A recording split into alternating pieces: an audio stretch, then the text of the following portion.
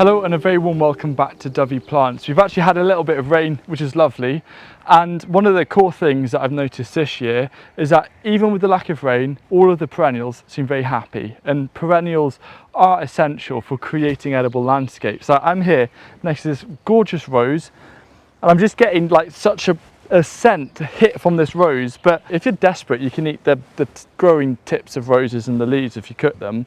But rose petals, you can make all sorts of different things. You can infuse them in vinegar.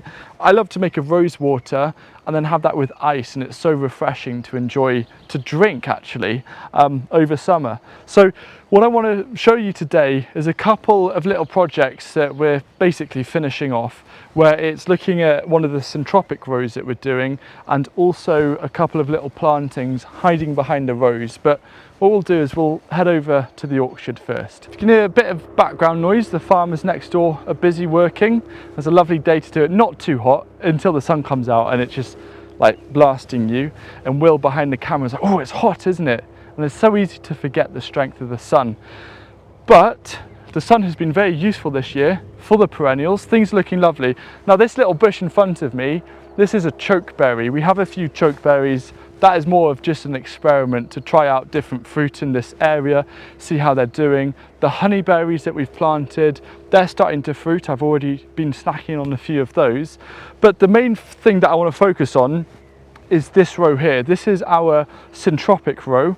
And syntropic, the rough idea of this row is to grow pioneer species of trees, pioneer trees, like we've got Italian alder, and we've got hybrid poplar and hybrid willow. And the idea is during the growing season, we're going to side prune these. So two things are important now. We're going to side prune them so there's not too much canopy lower down, so we can get sunlight down to the base.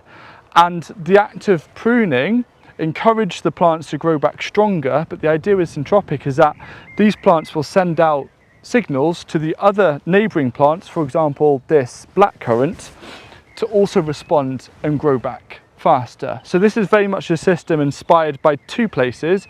When I went to visit Joshua Sparks in Devon and his syntropic rows, they were so mature in about 3 or 4 years. I thought they were 10-year-old trees. It was truly incredible. And I'm kind of doing a hybrid between that and then the linear food forest system over at Tappenoth Farm, Permaculture Farm up in Scotland. So that's a rough idea.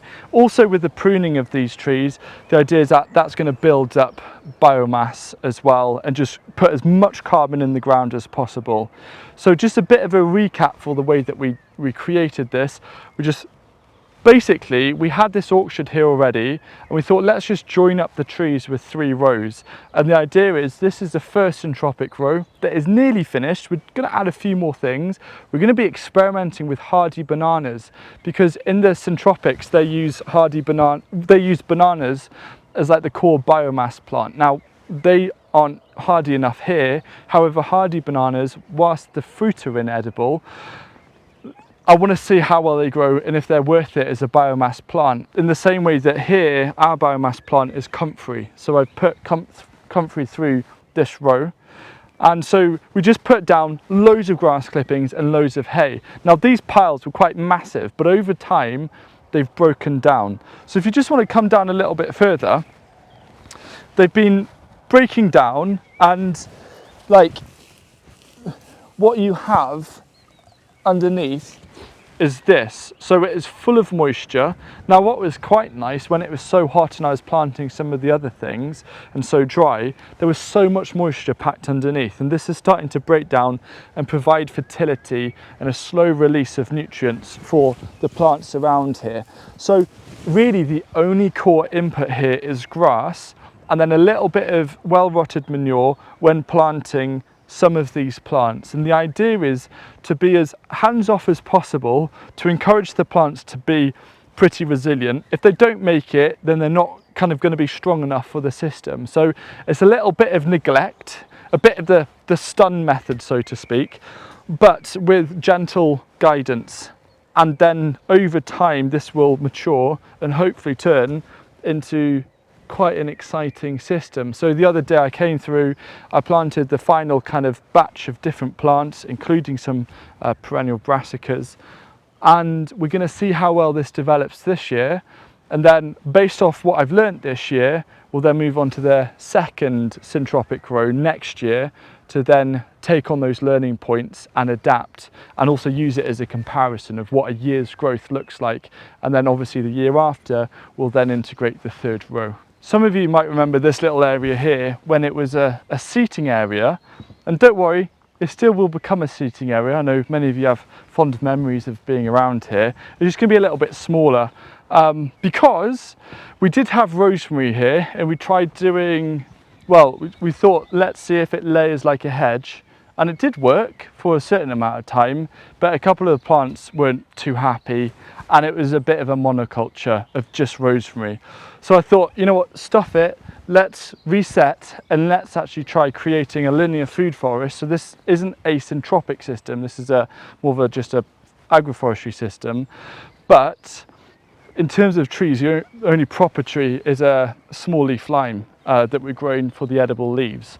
Now, the rest of it is taking the principles of kind of forest gardening with having a few different canopies, but I do want to make sure that there's plenty of sunlight here, and it is mostly perennials that are growing here.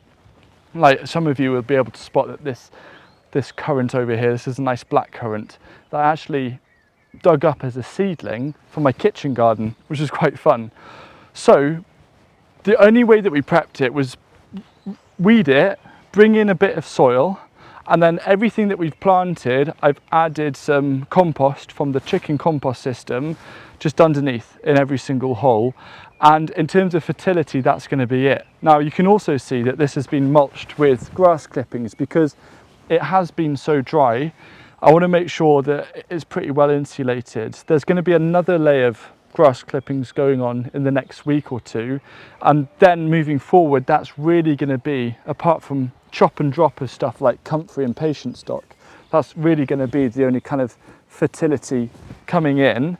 So the first year is just to allow the main plants to develop, see what happens. Some things might not make it, and then next year to go in and fill around the gaps. So I just want to show you or highlight a few of the different plants around here that I'm quite excited about, and then I'll quickly mention what's going on in this corner. So this here is a Chardonnay grapevine that I got from the Agroforestry Research Trust, and I got it because Martin Crawford, he did a trial to see what was the tastiest grape leaf, because all grape leaves are edible in the same way that all rose petals are edible, but some taste better than others, and it's the same with roses. So he felt that the Chardonnay grape gave the best quality leaf for eating.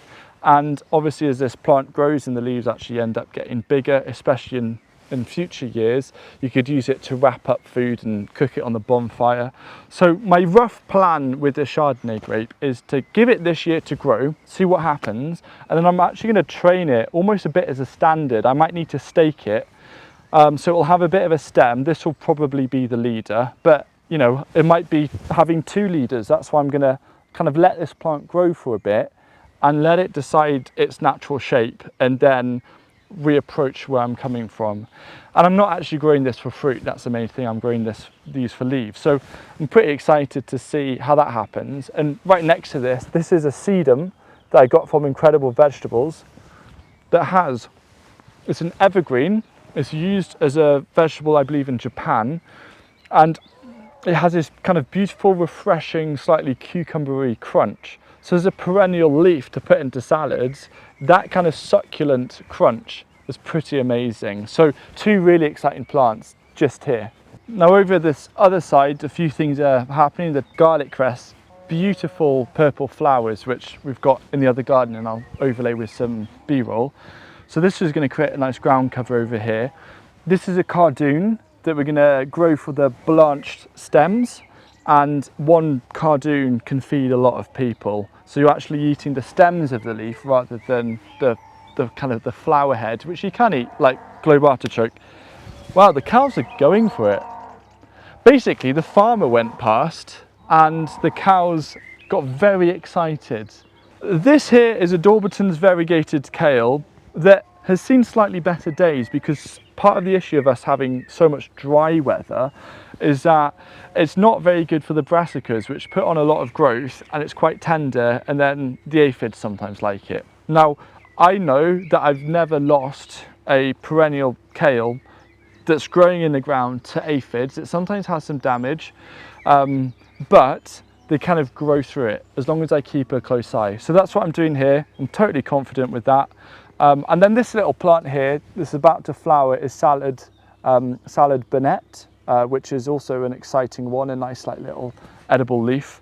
And then other things around here, things like Moroccan mint, because as this grows, and the cardoon as well, in that kind of shady area, will nicely occupy this Moroccan mint. And what you can't see now that it's mulched is that I actually planted this in a dip. So in the B-roll, you can see when I water it, the water pools around and then goes down because it wants that moisture. So when you can actually shape the soil to help capture that water, it can then help benefit particular plants that you're growing. So yeah, just a little update of what this area is. This is all very new, and I can't wait to see it develop. Now this area, we did have a L-shaped table system, and we are in the process of adapting this. I had a couple of broadview walnuts that I forgot about, so they were sitting in water, and I've planted one, and hopefully it will survive. We'll see, hopefully. Verbena bonariensis underneath, just as a beautiful kind of, I think that with then if this grows, would look absolutely stunning, and train this to actually be quite a small compact tree. But the good thing about broadview walnuts, we've actually got some that are growing through quite nicely, is that they start fruiting in about 3 or 4 years, which is amazing, unlike other walnuts. And then behind here, we've got a cordon red currant and a double cordon black currant. And there's a few more things to go in and around and then mulch it. But again, just trying to develop other little pockets around the site, which look nice, just to soften the whole site. Now, just before I finish, I want to show you 2 little highlights in our kind of more mature linear food forest. Now, just one highlight here is grow some lupins. Lupins are stunning, and these just look so beautiful. Okay, they don't have an edible use. Now you can get perennial lupins and actually use them as a nitrogen fixer within your setup or your food forest, which is kind of what these are acting as, but also they look beautiful. And I've got some mountain sorrel under here that is starting to set seed, which I can save.